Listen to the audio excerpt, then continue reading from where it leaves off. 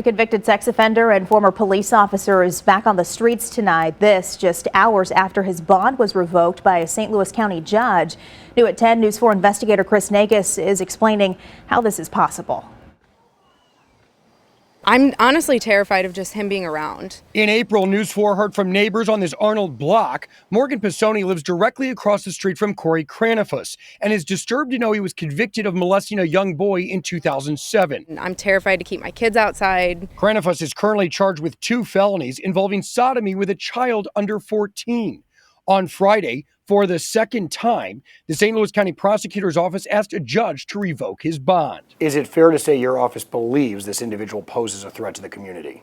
We believe that based on the information that we have, which is in our motion and is publicly available, we do believe that this individual potentially poses a threat to the community. As part of his bond conditions, prosecutors say Cranifus is allowed no contact with minors. In April, News 4 ran a story after the prosecutor made an unsuccessful attempt to revoke Cranifus. In that case, Pisoni's Ring doorbell captured a 5-year-old boy accompanied by 2 adults leaving Cranifus's home.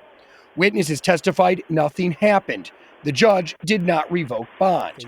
According to Wesley Bell, another mom with information about Cranifus happened to be watching. My understanding is that one of the individuals in the neighborhood saw that story, and as a result of direct communication with our office, reported it. Bell says an Arnold mother reported text messages between Cranifus and her 17-year-old son, who Cranifus attempted to hire for yard work and other odd jobs.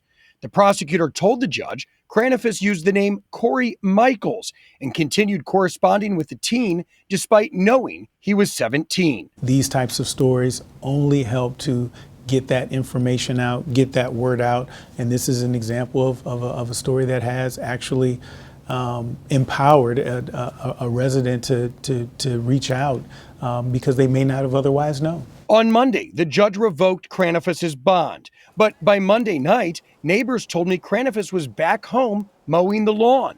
Cranifus was able to post a new bond set at $100,000. We oppose the defendant being released. That said, we do respect the court's decision, whatever that ultimately may be.